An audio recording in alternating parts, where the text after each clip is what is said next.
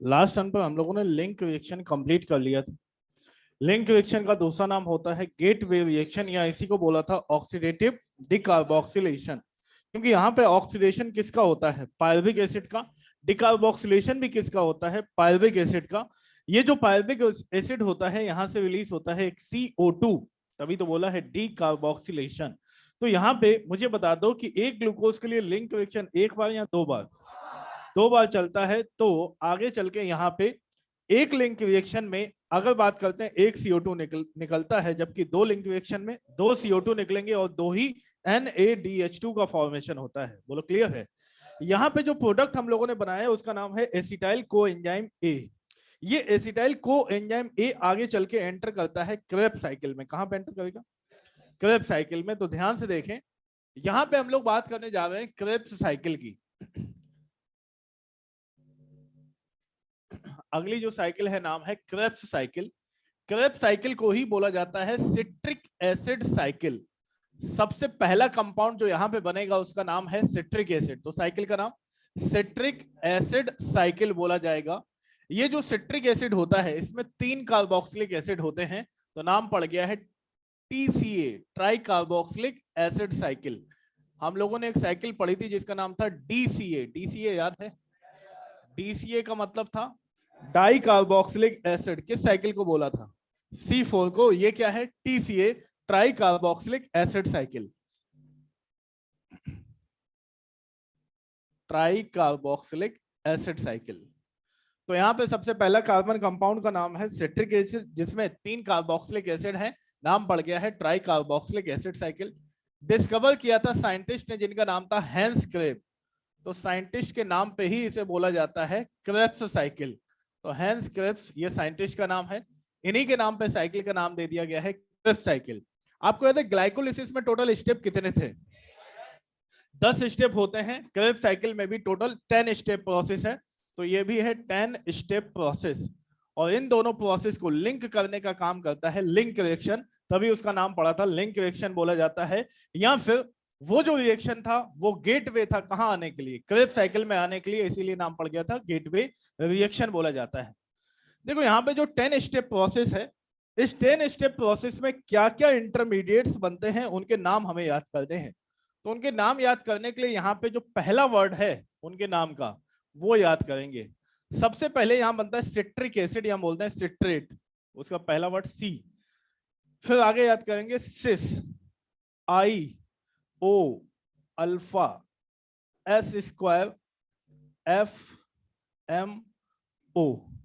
देखो इसे पढ़ना किस तरह से है, आपको बोलना है C6 IO alpha S² FMO, इन तीनों को साथ में पढ़ना है। दोबारा से सुनो, C6 IO alpha S² FMO। बोलो इसे, C6 IO alpha S² FMO। दोबारा से बोले, IO अल्फा S² FMO। देखो यहाँ पे जो C है, C का मतलब यहाँ पे है सिट्रेट।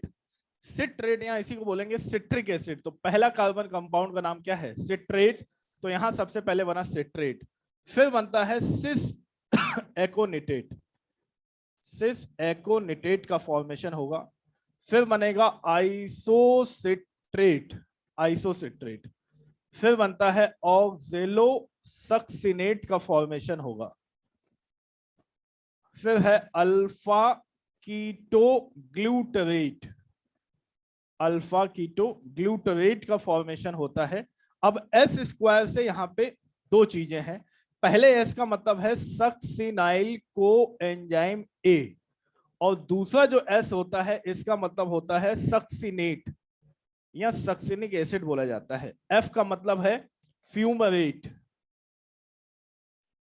M का मतलब है मैलेट, और फिर ऑक्जेलो एसीटेट बोलेंगे।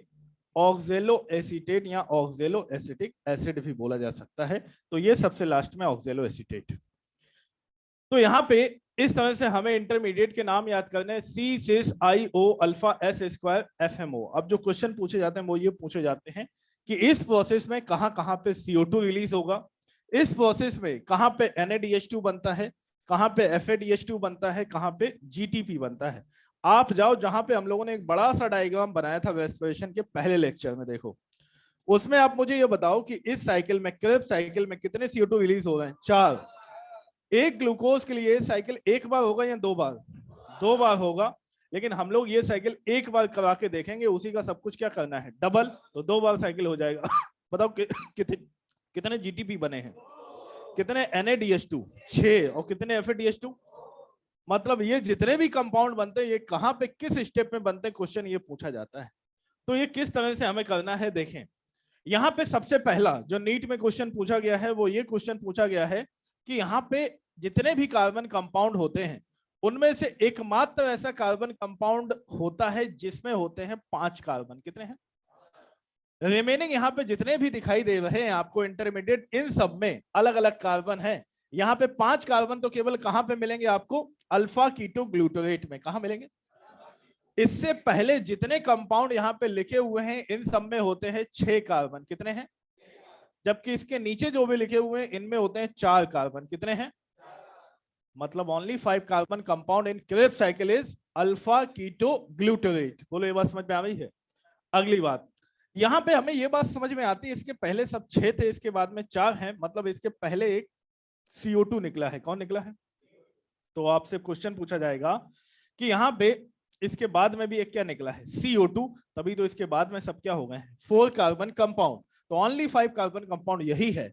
मतलब यहाँ पे अगर आपसे पूछा जाए कि बताओ इस प्रोसेस में डीकार्बोक्सिलेशन स्टेप कितने हैं, तो क्या बताओगे?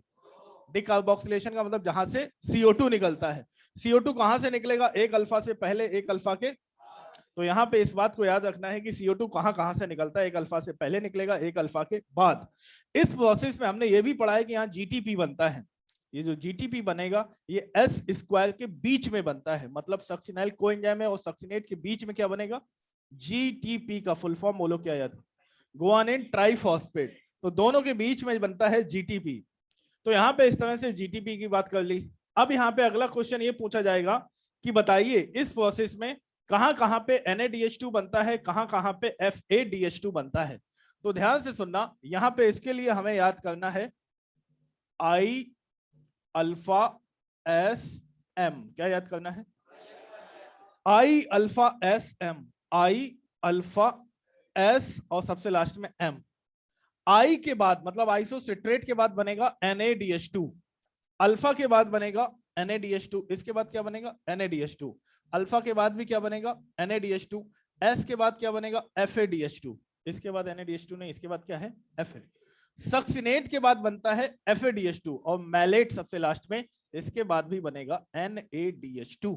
तो मुझे बताओ एक बार साइकिल चला, ध्यान से सुनना, तो बताओ कितने NADH2 बनेंगे? 2 बार चल जाएगा तो 6। एक बार साइकिल चलेगा तो कितने FADH2? 1। 2 बार चलेगा तो, एक बार साइकिल चलेगा तो 1 GTP, 2 बार चल जाएगा तो 2। एक बार साइकिल चलेगा तो 2 CO2 और अगर 2 बार चला तो 4 CO2 रिलीज हो जाएंगे। बोलो क्लियर? आगे बढ़ते हैं, इस साइकिल को देखते हैं। यहाँ पे मुझे बता दो लिंक रिएक्शन में सबसे पहले हम लोगों ने क्या बनाया था? लिंक रिएक्शन का प्रोडक्ट क्या था? Acetyl coenzyme A। बोलो ये जो एसिटाइल कोएंजाइम A जो होता है इसके पास कितने कार्बन? 2 कार्बन होते हैं, याद है आपको? जबकि पायरुविक एसिड में होते हैं 3।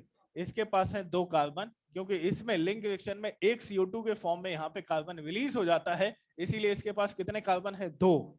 यहाँ पे मैट्रिक्स में पहले से एक कंपाउंड है जिसका नाम होता है ऑक्जेलो एसीटेट। क्या नाम है? ऑक्जेलो एसीटेट, या इसी को बोलते हैं ऑक्जेलो एसिटिक एसिड, जिसके पास होते हैं 4 कार्बन। बताओ ये 4 कार्बन और 2 कार्बन मिलके बनाएंगे एक 6 कार्बन कंपाउंड जिसका नाम हो जाएगा सिट्रिक एसिड, क्या नाम है बोलो? सिट्रिक एसिड जो यहाँ पे बनेगा उसमें कितने कार्बन है? तो सिट्रिक एसिड या सिट्रेट जो यहाँ पे सबसे पहला कार्बन कंपाउंड बनता है उसमें होंगे 6 कार्बन। तो यहाँ पे सबसे पहले बन जाएगा सिट्रेट, ये रहा सिट्रेट। अब हम लोगों ने जितने भी कार्बन कंपाउंड है सबका नाम तो याद किया ही है। बताओ सिट्रेट के बाद अगला कंपाउंड कौन सा बनेगा? तो यहाँ पे अगला जो कंपाउंड है उसका नाम है सिस एकोनिटेट का फॉर्मेशन होता है। सी सिस, सिस के बाद आई, आइसोसिट्रेट का फॉर्मेशन करना है, आइसोसिट्रेट। आई ओ से है ऑक्जेलो सक्सिनेट का फॉर्मेशन होगा, ऑक्जेलो सक्सिनेट बना लेते हैं। ऑक्जेलो सक्सिनेट के बाद अल्फा कीटो ग्लूटरेट का फॉर्मेशन होगा। तो यहां पे अल्फा कीटो ग्लूटरेट का फॉर्मेशन करते हैं। अल्फा कीटो ग्लूटरेट के बाद एस स्क्वायर का सबसे पहले एस का मतलब क्या है? सक्सिनाइल को एंजाइम ए। तो यहां पे सक्सिनाइल को एंजाइम ए का फॉर्मेशन करें, फिर आगे फिर करेंगे सक्सिनेट का फॉर्मेशन। सक्सिनेट के बाद एफ, एफ से क्या है? एफ से है फ्यूमरेट। और एफ एम, एम से क्या है? Malate, malate. और सबसे लास्ट में कौन बचा? ओ से ऑक्जेलो एसीटेट। तो यहाँ पे C cis I O alpha S square F M O से हमें जितने भी इंटरमीडिएट हैं उनके नाम याद हो गए हैं। अब यहाँ पे हम लोगों ने ये भी देखा है, बताओ यहाँ पे CO2 कहाँ पे निकलता है? एक अल्फा से पहले यहाँ पे निकाल दें, ये वहां CO2 रिलीज हो गया। एक अल्फा के बाद निकलेगा। तो ओनली 5 कार्बन कंपाउंड का नाम क्या है? Alpha keto glutarate. इसके पहले जो भी लिखे हैं 6 कार्बन, इसके बाद जो भी हैं 4 कार्बन। आगे बढ़ते हैं। यहाँ पे बताओ कि जो GTP बना है ये कहाँ पे बनता है? एस स्क्वायर के बीच में। तो यहाँ पे GDP guanine diphosphate inorganic phosphate दोनों मिलते हैं और मिलके क्या बना देंगे? GTP का फॉर्मेशन यहाँ पे हो जाएगा। बोलो क्लियर है? अब यहाँ पे और आगे बढ़ते हैं। यहाँ पे NaDH2 FADH2 भी हम लोगों ने देखा है। NaDH2 आई के बाद ये रहा आई, आइसोसिट्रेट जो है यहाँ पे आता है NAD+, हाइड्रोजन लेगा और क्या बना लेगा? NaDH2 का फॉर्मेशन हो जाएगा। बोलो क्लियर है? आई अल्फा, अल्फा के बाद ये रहा अल्फा। तो अल्फा के बाद में यहाँ पे देखेंगे तो NAD+, फिर से क्या बनाने वाला है? NADH2 का फॉर्मेशन हो जाएगा। आई अल्फा एस सक्सिनेट, सक्सिनेट में यहाँ पे देखेंगे तो यहाँ पे NADH2 नहीं बनेगा, यहाँ पे FAD+ से क्या बनेगा? FADH2 का फॉर्मेशन। बोलो ये बात समझ में आ रही है? I alpha S M, M में यहां पे बता दो NAD+ से क्या बना ले? NADH2 का फॉर्मेशन करेंगे। बोलो यहां तक क्लियर है? तो ये भी हम लोगों ने देख लिया है। अब हम लोग यहाँ पे बात करेंगे कि जो वाटर होता है इसके बारे में भी जानेंगे कि वाटर किस स्टेप में यूज होता है और किस स्टेप में रिलीज होता है। तो यहाँ वाटर जो यूज किया जाता है ये यूज किया जाता है स्टेप नंबर 1379। कहां पे? 1379। और वाटर पूछा जाए रिलीज कहां से होता है तो बोलेंगे स्टेप नंबर 2। तो यहां पे हमें अगर स्टेप देखना है तो स्टेप की नंबरिंग कर लेते हैं। पहले सबसे पहला स्टेप रहा ये है फर्स्ट स्टेप। फिर उसके बाद ये रहा सेकेंड स्टेप, थर्ड स्टेप, ये है फोर्थ स्टेप। बोलो ये कौन सा है? ये है सिक्स्थ स्टेप, ये है सेवेंथ स्टेप, ये है एट्थ स्टेप, नाइन्थ, और ये रहा लास्ट 10th स्टेप। बोलो क्लियर है? यहां पे अगर हम लोग देखते हैं लिखा हुआ है 1379, तो यहाँ पे स्टेप नंबर 1 तो यही है। तो यहाँ पे जब वाटर एंटर होता है तो यहाँ पे जो कोएंजाइम ए है ये एसिटाइल कोएंजाइम ए, और एसिटाइल कोएंजाइम ए की ये करेगा हाइड्रोलिसिस। तो यहां से कोएंजाइम ए बाहर निकल जाएगा। तो ये कोएंजाइम ए यहां से बाहर निकल जाएगा क्योंकि एसिटाइल कोएंजाइम की क्या हो जाएगी? हाइड्रोलिसिस। हाइड्रोलिसिस के बाद यहाँ पे कोएंजाइम ए बाहर निकल गया। अल्टीमेटली यहाँ पे क्या बन गया है? 6 कार्बन कंपाउंड जिसका नाम क्या है? Citrate, 6 carbon. फिर यहाँ पे स्टेप नंबर 2 में वाटर यूज होता है या रिलीज? यहाँ पे रिलीज कर देते हैं। वाटर को यहाँ पे रिलीज करना है तो वाटर रिलीज हो गया है। 3 में बोलो क्या होने वाला है? दोबारा से यूज करेंगे। फिर सेवेंथ स्टेप, ये रहा सेवेंथ स्टेप। देखो यहाँ पे एसिटाइल को एंजाइम में ऐसा ही एक कंपाउंड होता है जिसका नाम क्या है, सक्सिनाइल को एंजाइम है। इससे भी को एंजाइम ए निकालना है, तो यहाँ पे भी वाटर को डालते हैं और वाटर को डालने के बाद बोलो यहाँ से क्या निकल जाएगा, को एंजाइम ए निकल जाएगा यहाँ पे। सेवेंथ के बाद कौन सा स्टेप, नाइन्थ, यहाँ पे भी वाटर को यूज करेंगे, तो यहाँ पे वाटर यूज हो जाएगा। क्लियर है। अब आगे बढ़ते हैं। यहाँ पे एक और पॉइंट आपसे पूछा जाएगा, इनमें से कौन सा ऐसा स्टेप है जो लिंक रिएक्शन के सिमिलर होता है। तो ध्यान देंगे, लिंक रिएक्शन के सिमिलर, लिंक रिएक्शन में क्या बना था, एसिटाइल को एंजाइम ए, यहाँ पे क्या बनता है, सक्सिनाइल को एंजाइम ए। तो ये जो स्टेप होता है ये लिंक रिएक्शन के सिमिलर होता है। इस स्टेप में 5 को फैक्टर यूज होते हैं। लास्ट टर्न पे लिंक रिएक्शन में कौन कौन से 5 को फैक्टर याद किए थे, बोलो। को एंजाइम ए, टीपीपी याद है, लिपोइक एसिड याद है, मैग्नीशियम आयन, और साथ में हम लोगों ने याद किया था NAD+। तो टोटल 5 यहाँ पे को फैक्टर यूज किए जाते हैं, बोलो क्लियर। लिंक रिएक्शन में हम लोगों ने जो एंजाइम यूज किया था डीहाइड्रोजिनेज एंजाइम, याद है। यहाँ पे भी यूज करेंगे डीहाइड्रोजिनेज एंजाइम कॉम्प्लेक्स। क्या यूज करेंगे, डीहाइड्रोजिनेज। तो यहाँ डीहाइड्रोजिनेज एंजाइम को यूज करेंगे, बोलो क्लियर है। मैंने आपको एक पॉइंट बताया था कि अगर कहीं पे फॉस्फेट ग्रुप का मूवमेंट चलेगा, कौन सा एंजाइम है, काइनेज। जहां पे हाइड्रोजन का मूवमेंट चले, डीहाइड्रोजिनेज, और जहां पे CO2 निकल जाए, डी कार्बोक्सिलेज। ये 3 पॉइंट याद हैं। आ जाओ यहाँ पे एंजाइम देखते हैं। सबसे पहला ये जो स्टेप होता है इसे बोलते हैं कंडेंसेशन रिएक्शन। क्या बोलेंगे, ये है कंडेंसेशन रिएक्शन। कंडेंसेशन रिएक्शन में यहाँ पे कौन कौन कंडेंस होता है, तो बोलेंगे ऑक्जेलो एसीटेट, एसिटाइल कोएंजाइम ए और वाटर। ये तीनों कंडेंस होते हैं और क्या बन जाता है, सिट्रेट, और कोएंजाइम ए भी यहां से निकल जाता है। यहाँ पे जो एंजाइम यूज करते हैं उसका नाम है सिट्रेट सिंथेज एंजाइम। क्या नाम है, सिट्रेट सिंथेज। तो यहाँ पे जो प्रोडक्ट बना है वो है सिट्रेट, एंजाइम का नाम सिट्रेट सिंथेज, आसानी से याद हो जाएगा, बोलो क्लियर है। यहाँ पे अगले स्टेप में जो एंजाइम यूज होता है उसका नाम है एकोनिटेज। क्या नाम है, यहाँ पे भी यूज होता है एकोनिटेज। तो दोनों ही स्टेप में सेम एंजाइम यूज होता है, नाम है एकोनिटेज। अब आगे आते हैं।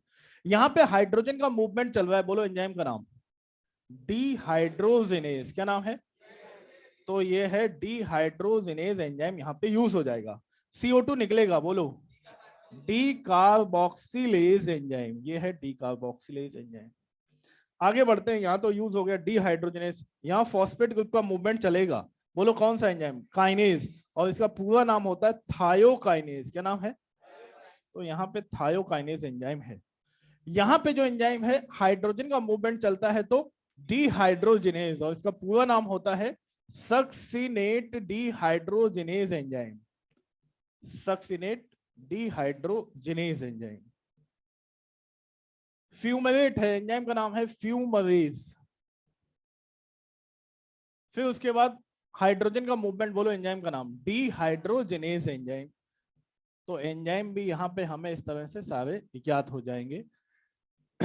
उसके बाद आपसे पूछा जाएगा कि बताइए इनमें से कौन सा स्टेप लिंक रिएक्शन के सिमिलर है, तो कौन सा है, 5 या 6 step similar to link reaction. बोलेंगे 6 स्टेप जहां पे कितने कोफैक्टर यूज होते हैं, 5 कोफैक्टर यूज होते हैं। तो यहां पे हम लोग ये भी देख सकते हैं। इस तरह से आगे बढ़ते हैं। यहां पे देखो ये जो GTP बनते हैं, ये GTP ये आगे चल के बनाएगा ATP। GTP की रिएक्शन होती है ADP से, किससे, ADP का फुल फॉर्म, GTP का फुल फॉर्म गुआनिन ट्राइफॉस्फेट। इसके पास 3 फॉस्फेट है, इसके पास, इसका फॉस्फेट इसके पास आ गया, तो ये क्या बन जाएगा, ATP, और ये क्या बन जाएगा, GDP बन जाएगा, गुआनिन डाइफॉस्फेट। तो इसका फॉस्फेट चला जाएगा GDP और ATP, यहां पे ATP बन जाएगा। तो अगर GTP से ATP बनाना है तो इस तरह से रिएक्शन करते हैं, और इस रिएक्शन का नाम भी याद रखेंगे, इसे बोलते हैं कपलिंग रिएक्शन। क्या बोलेंगे, तो कपलिंग रिएक्शन के थ्रू क्या बनने वाला है, ATP। ये ATP बनेगा किससे, बोलेंगे GTP से बनता है, बोलो क्लियर है पॉइंट। तो यहाँ पे ये सारी चीजें हमें क्रेब्स साइकिल के बारे में आनी चाहिए, बोलो क्लियर है सारे पॉइंट। अब इसे नोट कर लें, यहाँ पे आप पूरा लिखना, NADH2 NaDH2, FADH2 and NaDH2। तो पहले ये पॉइंट, फिर ये लिखेंगे, उसके नीचे ये लिखेंगे, ये लिखा है I∝SM। इससे हमें ये याद हो जाता है कि कहां पे NaDH2 और कहां पे FADH2 रिलीज होते हैं।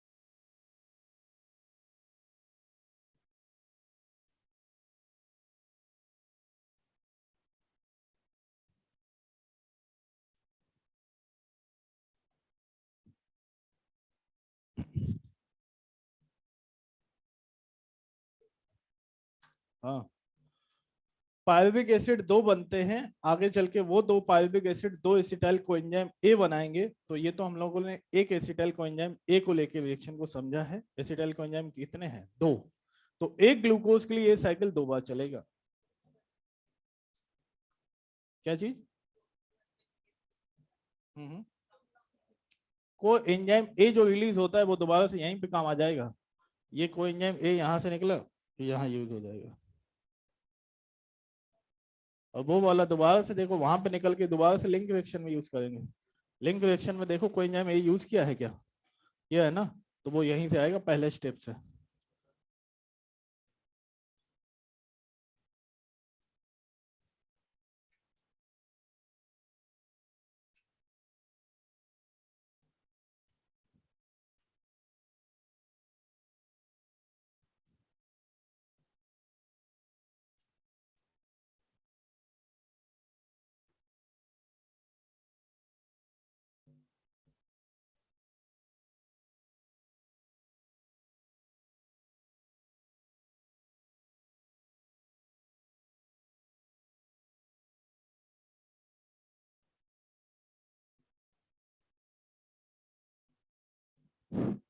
ए आई के बाद जो है NAD नहीं है, NADH2 है।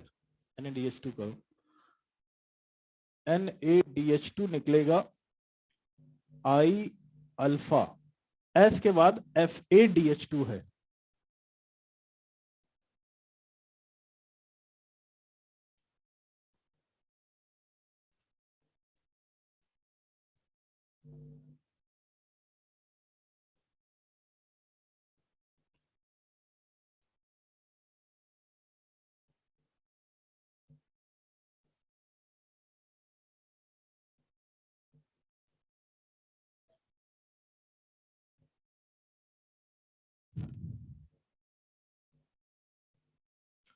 यहाँ पे N का मतलब है NADH2 और F का मतलब है FADH2।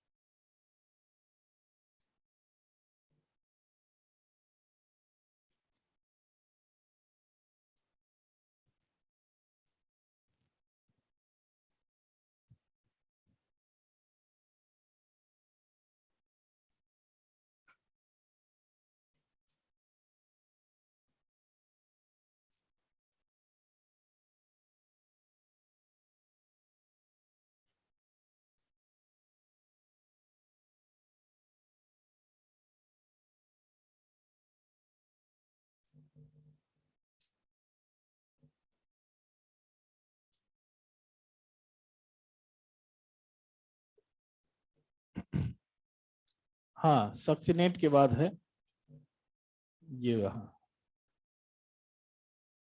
एस स्क्वायर के बीच में, मतलब सक्सिनेल कोएंजाइम के बाद कौन निकलेगा? जीटीपी।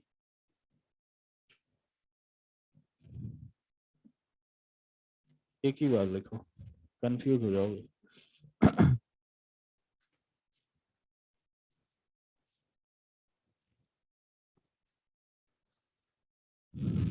ये बात स्टार्टिंग में ही बता दी थी जब वो डायग्राम बनाया था पूरे रेस्पिरेशन का, तो वहां पे आप चेक कर लो, वहां पे लिखा हुआ है कि एक ग्लूकोज के लिए लिंक रिएक्शन और क्रेब साइकिल ब्रैकेट लगा है, कितनी बार चलेगी?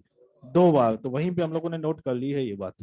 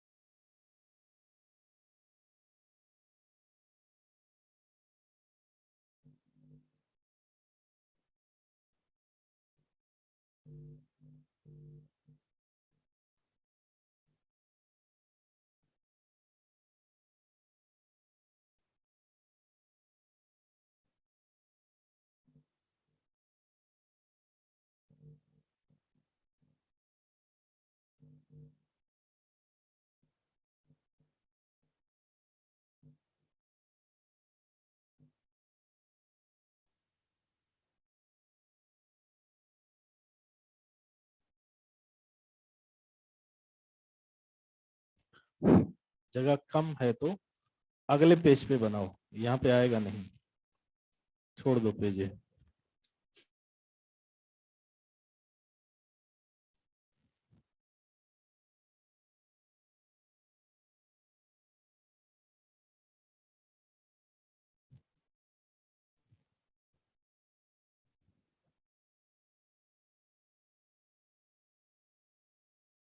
इसमें मैट्रिक्स में ही इस जीटीपी को कन्वर्ट कर लिया जाएगा एटीपी में।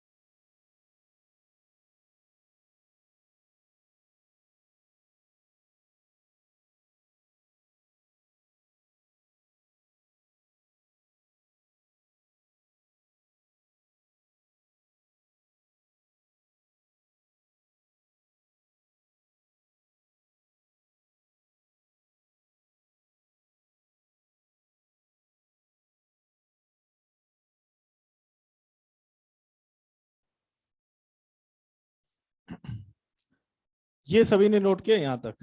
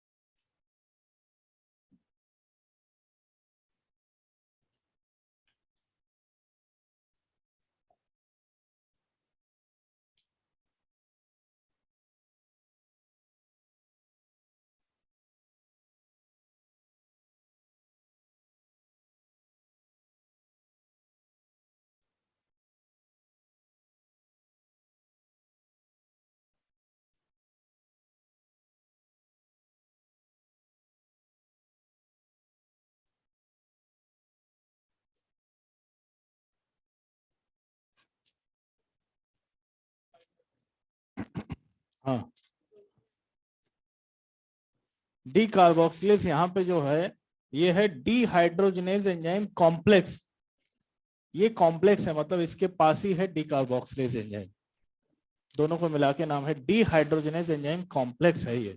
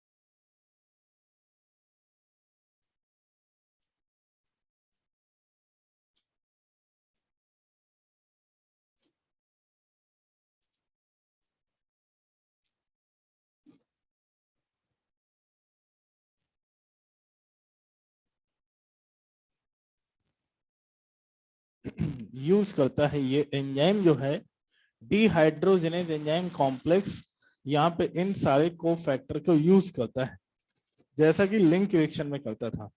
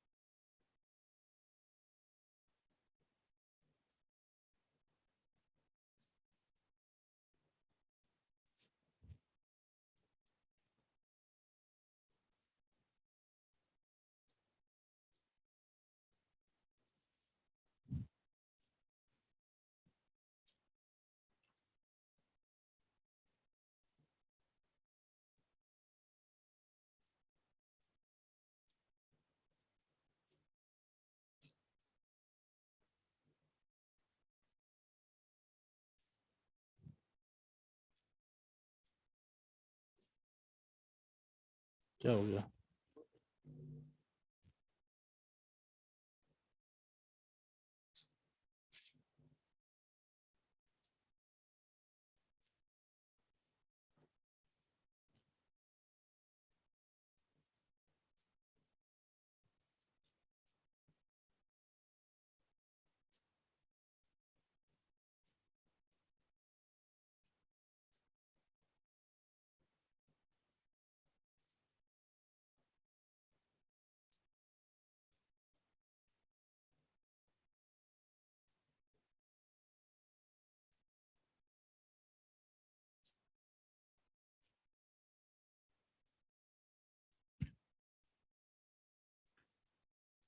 देखिए यहाँ पे जो सबसे लास्ट में पॉइंट लिखा है ये नीट में पूछा गया क्वेश्चन है।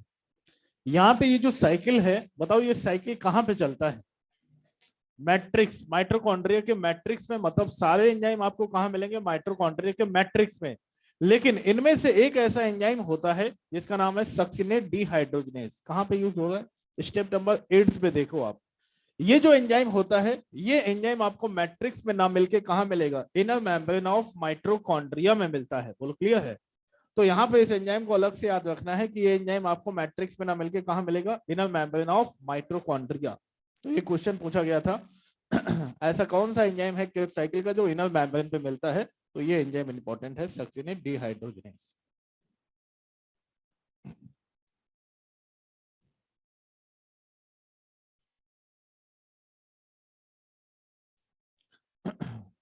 यहां तक सभी ने कंप्लीट किया सक्सिनेट डिहाइड्रोजनेज एंजाइम? यहां तक कंप्लीट करें पहले सक्सिनेट डिहाइड्रोजनेज।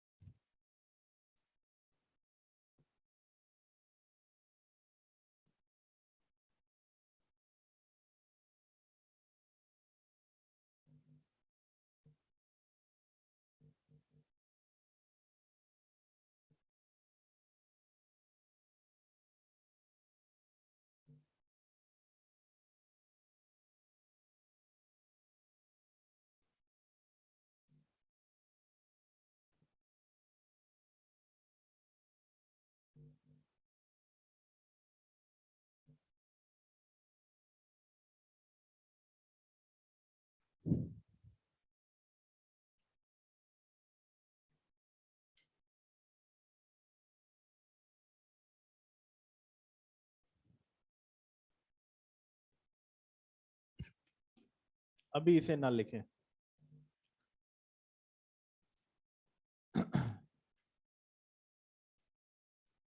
किन लोगों का रह गया है ये? जल्दी से करें, 2 मिनट और हैं आपके पास।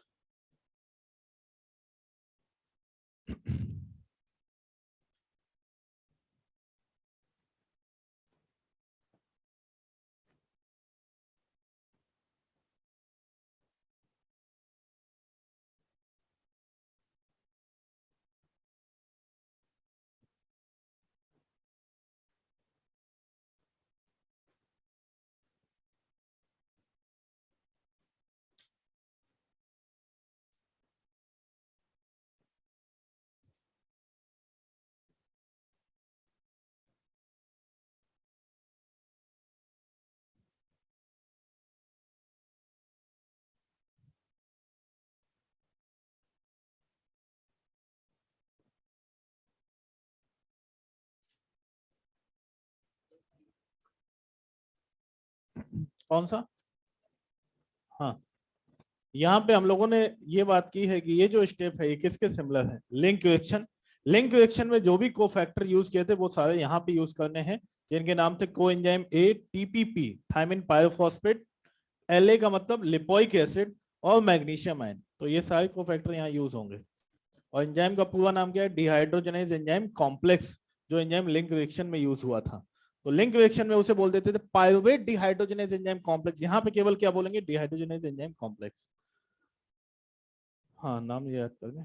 नाम तो पहले से याद है ना, लिंक रिएक्शन में ही याद करके आए हैं, तो वही सेम यहाँ पे है। बस ये याद करना है यहाँ पे कि ये जो स्टेप है लिंक रिएक्शन के सिमिलर है।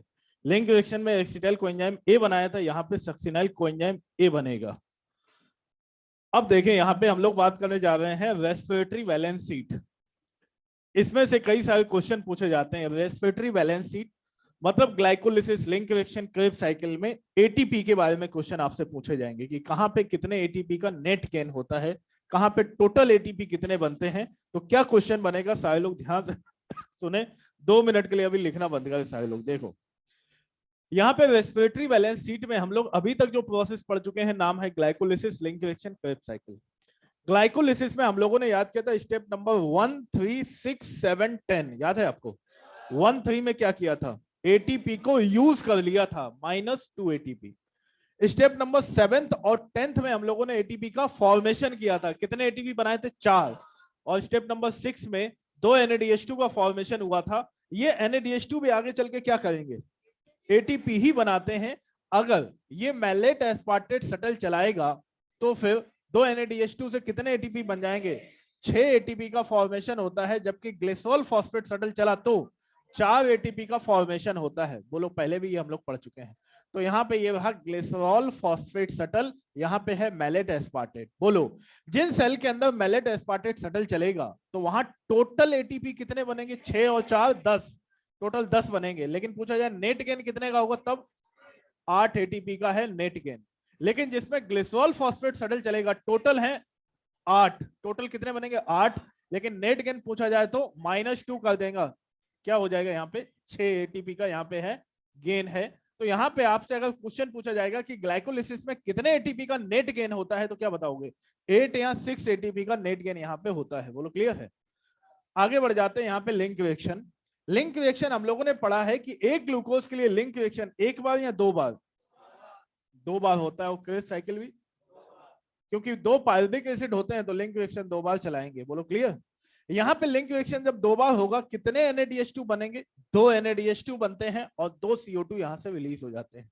2 NADH2 बने हैं, ये NADH2 आगे चल के क्या बनाएंगे? ATP। ये बताओ ATP कितने बनाएंगे? 4 या 6? कितने बनाएंगे? 6 बनाएंगे, क्योंकि हमें याद है कि मैट्रिक्स में जितने भी NADH2 बनते हैं आगे चल के हमेशा हर एक NADH2 3 ATP बनाता है। तो बता दो कि यहाँ पे अगर 2 NADH2 हैं तो ATP कितने हो गए? 6 ATP का यहाँ पे फॉर्मेशन हो जाएगा, तो 6 मोल ऑफ ATP यहाँ पे बन जाएंगे। यहाँ पे आगे बढ़ते हैं। क्रेब्स साइकिल 2 बार चलेगा। बोलो क्या क्या बनता है यहाँ पे? 2 मोल ऑफ GTP। जब ये 2 बार चलेगा, एक बार चलेगा तो एक ही GTP है, 2 बार चलेगा तो कितने NADH2? 6। कितने FADH2?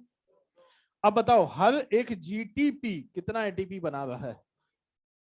एक बनाएगा तो बताओ यहाँ पे 2 GTP हैं तो 2 ही ATP का यहाँ पे फॉर्मेशन हो जाएगा।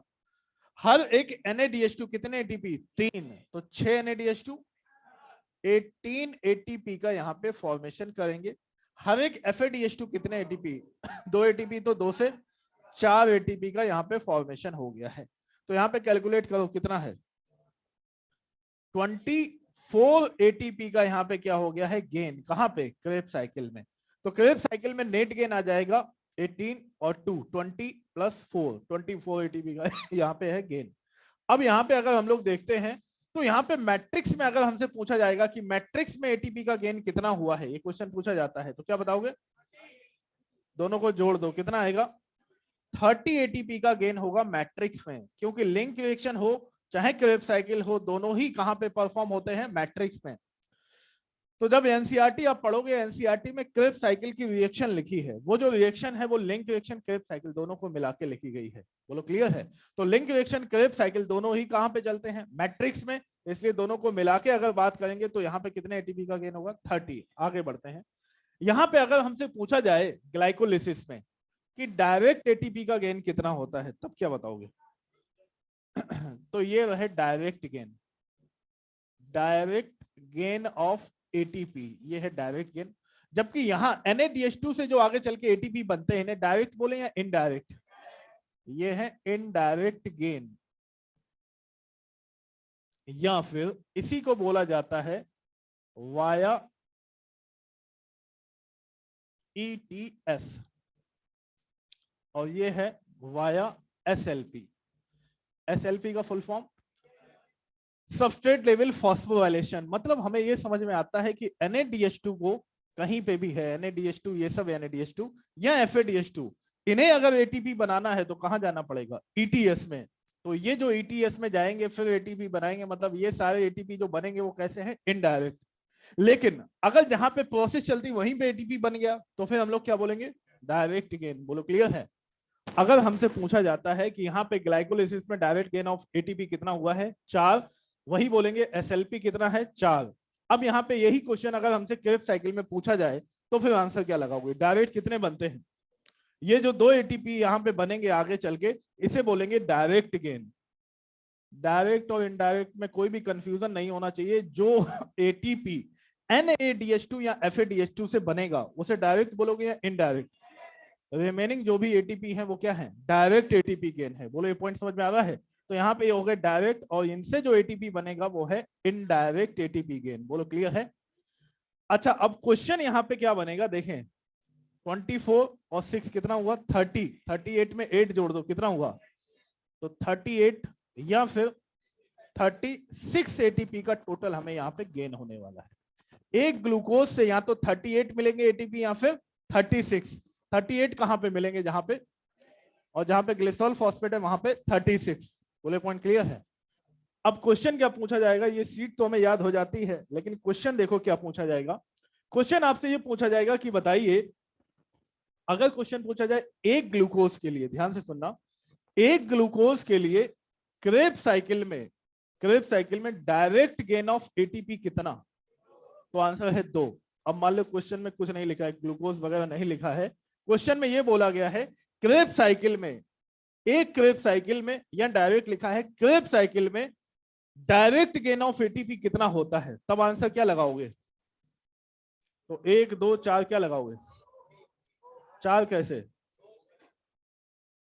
2 बार चलेगा? अरे 2 बार तो चला ही है, तभी तो 2 हैं। अब 2 बार कैसे हो? एक बार 2 बार चला है तब तो 2 एटीपी बने हैं डायरेक्ट गेन। जब एक बार चलेगा तो इसका आधा करो, अब कितना हुआ? 1। बोलो बात समझ में आ रही है? अब दोबारा क्वेश्चन सुनो, आपसे क्वेश्चन पूछा जाएगा क्रेब साइकिल में डायरेक्ट गेन ऑफ एटीपी कितना है? 1 है। क्या है? 1। Direct gain of ATP Krebs cycle में पूछा जाए तो ये मान के चलना है क्रेब साइकिल केवल एक बार चल रहा है। जब क्वेश्चन में लिखा है कि ग्लूकोज, एक ग्लूकोज के लिए बताओ, तब हम ये मानेंगे कि क्रेब साइकिल कितनी बार चल रहा है? 2 बार। अब क्वेश्चन आपसे चेंज हो जाएगा, क्वेश्चन पूछा जाएगा कि बताइए क्रेब साइकिल में इनडायरेक्ट गेन ऑफ एटीपी कितना होता है, तब क्या लगाओगे? क्वेश्चन दोबारा से सुनो, क्रेब साइकिल में इनडायरेक्ट गेन ऑफ एटीपी कितना? तब आंसर है 11। क्योंकि यहां पे हमने ये माना है कि क्रेब साइकिल में अब कुछ नहीं लिखा है 1 2, तो हम क्या मान के चलेंगे? एक क्रेब साइकिल की बात चल रही है, और एक क्रेब साइकिल में इनडायरेक्ट गेन ऑफ एटीपी कितना हो जाएगा? इसका आधा कर दो, तो यहाँ पे कितना हो जाएगा? 22 का आधा कितना हुआ? 11। तो आंसर हो जाएगा 11। ये क्वेश्चन समझ में आ रहा है? दोबारा से सुनो क्वेश्चन। क्वेश्चन आपसे पूछा जाएगा कि बताइए लिंक रिएक्शन में डायरेक्ट गेन ऑफ एटीपी कितना? कितना? 2 या 4? 1। अरे क्वेश्चन पूछा है लिंक रिएक्शन में, लिंक रिएक्शन में आंसर क्या है? डायरेक्ट गेन ऑफ एटीपी यहाँ पे होता ही नहीं है। ये जो जितने भी एटीपी बने हैं कैसे बने हैं? NADH2 से। जो NADH2 से एटीपी बनते हैं इन्हें डायरेक्ट बोले या इनडायरेक्ट? इनडायरेक्ट गेन बोला जाता है। बोलो क्लियर है? तो यहाँ पे अलग अलग तरह से क्वेश्चन पूछे जाएंगे। बोलो समझ में आ रही बात? तो अगर कुछ ना दिया हो तो ये मान के चलना एक लिंक रिएक्शन, एक क्रेब साइकिल के बारे में बोला जा रहा है। अगर क्वेश्चन में लिखा है एक ग्लूकोज के लिए, तब ये मान के चलेंगे कि लिंक रिएक्शन कितनी चलानी है? 2, और 2 ही क्रेब साइकिल चलानी है। बोलो बात समझ में आ रही है? नोट कर लेने से respiratory balance sheet.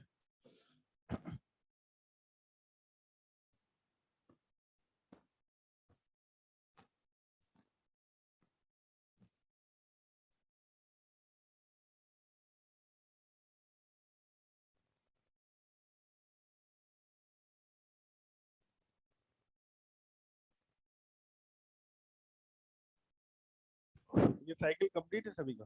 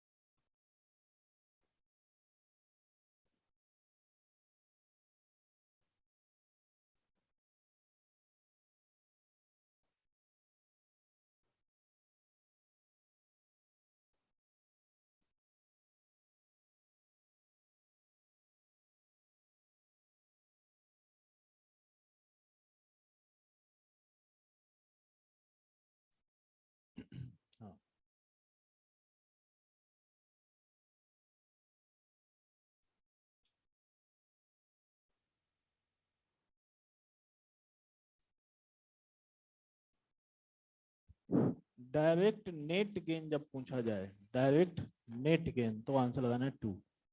Direct gain केवल लिखा हो तो 4।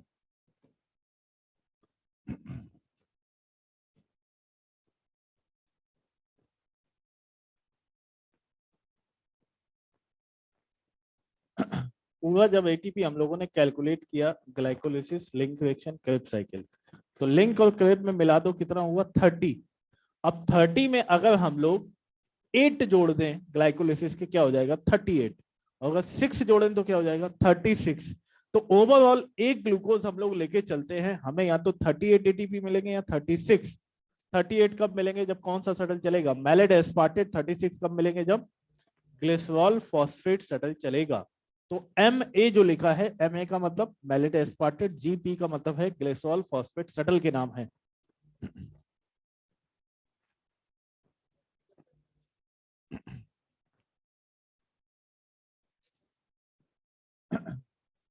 एसएलपी के बारे में हम लोगों ने लिखा है, देखो पहले जब डायग्राम बनाया था, ग्लाइकोलिसिस में चेक करो, ग्लाइकोलिसिस पहले, उससे पहले एक बड़ा सा डायग्राम बनाया था, उस डायग्राम में चेक करना कहीं पे एसएलपी इनडायरेक्ट गेन लिखा है क्या। हाँ हाँ, तो सबस्ट्रेट लेवल फॉस्फोराइलेशन का मतलब ये है, इसे समझ लो। फॉस्फोराइलेशन का मतलब ये होता है एटीपी का बनना। अब एटीपी कहां पे बन जाए, जहां पे सबस्ट्रेट है वहीं एटीपी बन गया, तो क्या नाम पड़ गया, सबस्ट्रेट लेवल फॉस्फोराइलेशन। ग्लाइकोलिसिस जहां चलती है वहीं खुद एटीपी बन गया है, साइटोप्लाज्म में ही, तो नाम पड़ गया सबस्ट्रेट लेवल फॉस्फोराइलेशन। जहां क्रेब्स साइकिल चल रही वहीं एटीपी बन गया है, तो नाम पड़ गया है सबस्ट्रेट लेवल फॉस्फोराइलेशन, या इसी को बोलेंगे डायरेक्ट गेन, एक ही बात है। कहीं पे डायरेक्ट गेन लिख दें या एसएलपी, एक ही बात है। इनडायरेक्ट गेन का मतलब होता है वाया ईटीएस। ईटीएस के थ्रू जब बनेंगे तो बोलेंगे इनडायरेक्ट गेन है।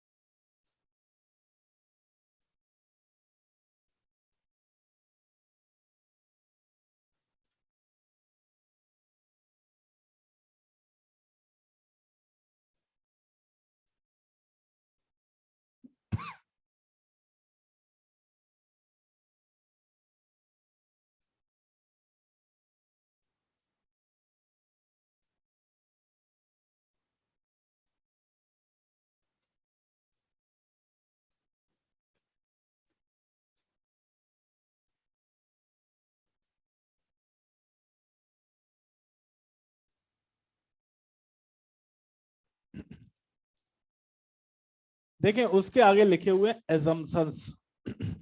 एनसीईआरटी ये सारी चीज बताने के बाद एनसीईआरटी में ये लिखा है कि ये जो सारी चीजें हम लोग पढ़ते हैं, इनमें कुछ एजम्पशन लिए गए हैं, कुछ चीजों को माना गया है। क्या चीजें एज्यूम की गई हैं उसके बारे में डिस्कस करते हैं। जब ये सारी साइकिल हम लोग पढ़ रहे हैं, तो हम लोगों ने ये माना है सेल के अंदर केवल और केवल रेस्पिरेटरी सबस्ट्रेट कौन सा यूज कर रहे हैं, ग्लूकोज। इसके अलावा और कोई सबस्ट्रेट यूज नहीं हो रहा है, क्योंकि और कोई सबस्ट्रेट हम लोगों ने अगर यूज कर लिया फैट या प्रोटीन को, तो फिर हम लोगों ने जो भी ये कैलकुलेशन की, ये क्या हो जाएगी, गलत। तो यहाँ पे हम लोगों ने ये मान के चलते हैं कि यहाँ पे रेस्पिरेटरी सबस्ट्रेट केवल कौन है, ग्लूकोज है। इसके अलावा कोई और रेस्पिरेटरी सबस्ट्रेट सेल यूज नहीं कर रही है। हम लोगों ने अगला एजम्पशन ये माना है कि जब ग्लूकोज को यूज किया गया तो प्रोसेस चली ग्लाइकोलिसिस। अब ग्लाइकोलिसिस में बनता क्या है, 2 मोल ऑफ पायरुविक एसिड। ये पायरुविक एसिड जो बना है, ये 100% जाएगा लिंक रिएक्शन में। कहा जाएगा, लिंक। और लिंक रिएक्शन में क्या बनता है, 2 mole of acetyl coenzyme A. ये 100% कहां जाने वाला है, क्रेब साइकिल में। तो यहां पे हम लोगों ने ये माना है कि ये जो जितनी भी प्रोसेस हम लोग पढ़ते हैं, glycolysis, link reaction, Krebs cycle, ये सब एक सीक्वेंस में चल रही है। पहले हुआ ग्लाइकोलिसिस, उसके बाद लिंक रिएक्शन, फिर क्रेब साइकिल। तो यहाँ पे हम लोगों ने ये माना है all the process occur in sequential manner. पहले glycolysis, link reaction, Krebs cycle. तो ये हम लोगों ने ऐसा माना है। एक्चुअल में ऐसा नहीं होता है। सेल के अंदर किसी टाइम पे आप चेक करोगे तो आपको वहां पे दिखेगा कि ग्लाइकोलिसिस भी चल रही होगी, लिंक रिएक्शन भी चल रही होगी, क्रेब्स साइकिल भी चल रही होगी। आपसे अगर पूछा जाए कि बताओ किसी कोई सेल अगर हम लोग देखते हैं तो क्या उसमें केवल एक ही ग्लूकोज मॉलिक्यूल टूट रहा होगा? कई सारे टूटते हैं। तो वहां पे कुछ मॉलिक्यूल टूट रहे हैं ग्लूकोज के, तो उन्होंने ग्लाइकोलिसिस कर ली है, मतलब वो अब कहां एंटर होने वाले हैं? लिंक रिएक्शन में एंटर होने वाले हैं। हो सकता है उसी समय कुछ मॉलिक्यूल ने ग्लाइकोलिसिस स्टार्ट की हो, तो वो मॉलिक्यूल तो अब क्या करेंगे? ग्लाइकोलिसिस। और कुछ मॉलिक्यूल तो कहां एंटर हो गए? लिंक रिएक्शन में। हो सकता है उसी समय कुछ मॉलिक्यूल कहां पे एंटर हो चुके हो? क्रेब्स साइकिल में। तो ये सारी जो प्रोसेस चलती हैं ये पैरेलल रन करती हैं, लेकिन हम लोगों ने ये माना है कि पहले सेल के अंदर क्या चल रहा है? ग्लाइकोलिसिस। इससे दो पायरुविक एसिड बने, यही कहां पे जा रहे हैं? लिंक रिएक्शन में। फिर दो स्टाइल कोएंजाइम में बने, ये कहां जा रहे हैं? क्रेब्स साइकिल में। तो ये तो हमारा एजम्पशन है। बोलो बात समझ में आ रही है? अगला एजम्पशन हम लोगों ने लिया है NADH2 synthesise in glycolysis should enter into the ETS। मतलब ये जो NADH2 बने हैं ग्लाइकोलिसिस में, ये जो NADH2 ग्लाइकोलिसिस में जो बनते हैं, ये 100% कहां जाने चाहिए? ETS में। तभी ये ATP बन पाएगा। मान लो कि ये NADH2 और कहीं किसी और प्रोसेस में यूज हो जाए, तो हम लोगों ने जो कैलकुलेशन ये किया है ये क्या हो जाएगा? गलत हो जाएगा। तो यहां पे हम लोग ये मान के चलते हैं ये NADH2 100% कहां जाने वाले हैं? ETS में। और 100% ये क्या बनाएंगे? ATP ही बनाएंगे, किसी और प्रोसेस में ये यूज नहीं होंगे। अगला एग्जाम्पशन सबसे लास्ट में लिखा हुआ है, none of the intermediate use for the synthesis of other compound. इसका मतलब क्या है? इसका मतलब ये है, हम लोग आगे चल के ये पढ़ेंगे कि यहाँ पे ये जो प्रोसेस होती है, हम लोगों ने स्टार्टिंग में भी ये बात की थी कि बताओ अगर आपसे पूछा जाए सेलुलर रेस्पिरेशन जो प्रोसेस है, ये कैटाबॉलिक प्रोसेस है, एनाबॉलिक प्रोसेस है? क्या बताओगे? एम्फीबॉलिक। टर्म याद है? एम्फीबॉलिक का मतलब ये होता है कि यहाँ पे कैटाबॉलिन तो देखते ही हैं, एनाबॉलिज्म भी होता है। इसका एक एग्जांपल देखते हैं। यहाँ पे अभी हम लोगों ने क्रेब्स साइकिल पढ़ी है। क्रेब्स साइकिल में एक कंपाउंड पढ़ा है सक्सिनाइल कोएंजाइम ए। क्या नाम है? यही सक्सिनाइल कोएंजाइम में पढ़ते हैं फोटोसिंथेसिस में, जब हम लोगों ने क्लोरोफिल को बनाया था। याद आ रहा है? तो सेल में क्या होता है कि जो सक्सिनाइल कोएंजाइम ए ये क्रेब्स साइकिल में बना है, हो सकता है यही सक्सिनाइल कोएंजाइम उठ के चला जाए और क्या बनाने लगे? क्लोरोफिल। तो यही सक्सिनाइल कोएंजाइम में क्लोरोफिल को भी बना सकता है। अब हम लोगों ने तो ये पढ़ा है कि इस साइकिल में जो सक्सिनाइल कोएंजाइम ए होता है, ये 100% आगे चल के क्या बनाएगा? सक्सिनेट। अगर ना बनाए, सक्सिनेट ना बनाएगा, तो फिर आगे की जो प्रोसेस है, ये जो हम लोगों ने पढ़ा है, कैलकुलेशन जो किया है, ये सब क्या हो जाएगा? गलत हो जाएगा। बोलो बात समझ में आ रही है? तो यहाँ पे कोई भी इंटरमीडिएट किसी और कंपाउंड को बनाने के लिए नहीं जाएगा, ऐसा हम लोगों ने यहाँ पे इमेजिन किया है। लेकिन एक्चुअल में सेल में ऐसा होता है क्या? नहीं।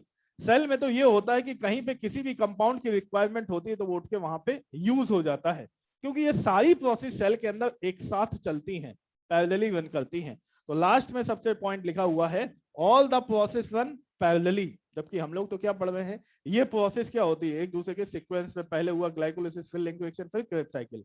लेकिन सेल में जब आप चेक करोगे तो सारी चीजें एक साथ चलती हैं। इवन क्लोरोप्लास्ट में क्या चल रहा होगा? फोटोसिंथेसिस। और माइट्रोकॉन्ड्रिया में क्या चलता है? रेस्पिरेशन। तो दोनों चीजें एक साथ चलती रहती हैं। यहाँ पे रेस्पिरेशन में किसी भी चीज की रिक्वायरमेंट अगर होती है तो वो फोटोसिंथेसिस में यूज हो सकती है, और फोटोसिंथेसिस की किसी चीज की रिक्वायरमेंट होती है तो वो कहाँ यूज हो सकती है? रेस्पिरेशन में यूज हो सकती है। बोलो बात समझ में आ रही है? तो यहाँ पे ये सारे एजम्पशन है, तो ये एनसीईआरटी में दिए गए हैं, उसी के आगे नोट कर लें, जो रेस्पिरेटरी बैलेंस सीट है इसी के आगे लिखें इसे।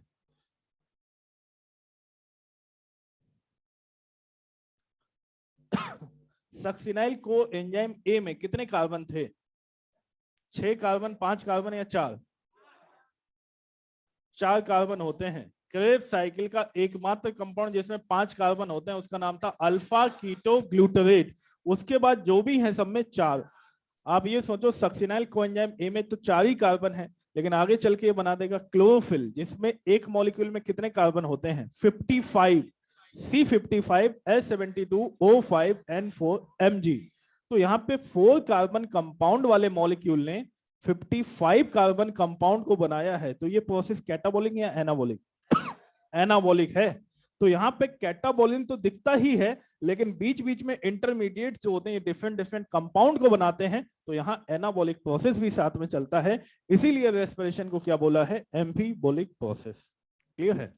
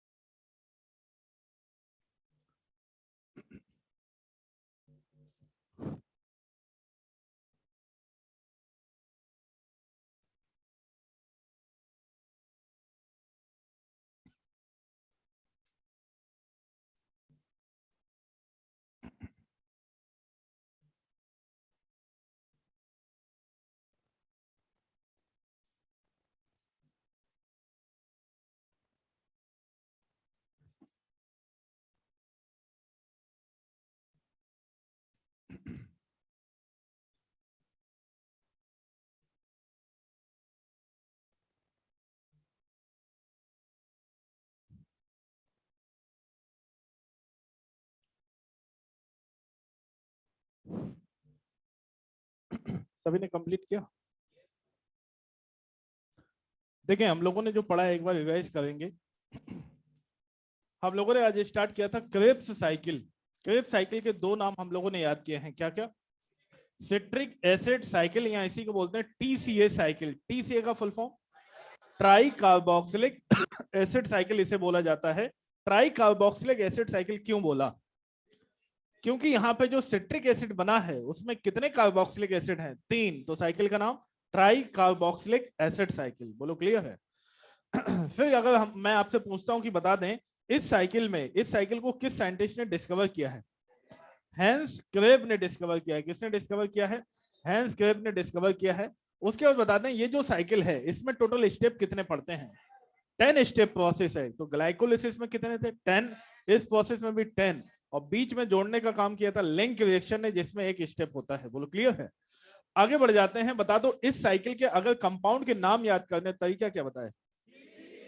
बोलना है C cis I O alpha S square F M O. दोबारा बोलें, क्या है? I O alpha S square F M O. C का मतलब क्या है? सिट्रेट। सिस का मतलब सिस एकोनिट्रेट। आई का मतलब आइसोसिट्रेट। ओ का मतलब ऑक्जेलो सक्सिनेट। आई ओ अल्फा, अल्फा का मतलब अल्फा कीटो ग्लूटरेट। फिर सक्सिनाइल को एंजाइम ए, फिर सक्सिनेट, फिर फ्यूमरेट, फिर मैलेट, फिर ऑक्जेलो एसीटेट। याद रखना ऑक्जेलो 2 हैं, एक है ऑक्जेलो सक्सिनेट और सबसे लास्ट में कौन सा है? ऑक्जेलो एसीटेट। तो इसमें कंफ्यूज मत होना। बोलो क्लियर है? अब मैं आपसे पूछता हूं, बताओ CO2 कहां पे रिलीज होगा? एक अल्फा से पहले, एक अल्फा के बाद। बोलो सारे लोग, कहां रिलीज? एक अल्फा से पहले, एक अल्फा के बाद। जीटीपी कहां पे रिलीज होगा? एस स्क्वायर के बीच में रिलीज होता है। बोलो क्लियर है? अच्छा, जहां पे CO2 रिलीज होता है उन स्टेप को हम लोग डीकार्बोक्सिलेशन बोल दें क्या? तो क्वेश्चन ऐसे भी पूछा जा सकता है कि बताइए क्रेब्स साइकिल में कितने डीकार्बोक्सिलेशन स्टेप है? 2। अब क्वेश्चन अगला ये पूछा जाएगा कि बताएं क्रेब्स साइकिल में कितने ऑक्सीडेशन स्टेप हैं? तो आंसर लगाएंगे 4। जहां पे आपने लिखा है आई अल्फा एस एम, देखो लिखा है आई अल्फा एस एम में क्या निकलता है? NADH2 या FADH2? अच्छा बताओ, NAD+ से बना NADH2, तो NAD+ का क्या हुआ? रिडक्शन हुआ। क्या हुआ? रिडक्शन। लेकिन जिससे इसने हाइड्रोजन को लिया है उसका क्या हुआ? ऑक्सीडेशन। तो हमें तो उसी मेन कंपाउंड से अपने मतलब है। तो यहां पे जहां पे आपने लिखा है आई अल्फा एस एम, उसी के पास में एरो खींचो और वहां पे लिख दो oxidation step. I alpha S M जहां पे लिखा है I alpha S M, I alpha S M के सामने एरो खींचे और वहां पे लिख दें ऑक्सीडेशन स्टेप। ये सारे के सारे क्या हैं? ऑक्सीडेशन स्टेप हैं। तो 4 ऑक्सीडेशन स्टेप हो गए जहां जहां पे NADH2 या FADH2 रिलीज होता है। बताओ आई जो है, आई के बाद NADH2 या FADH2 है?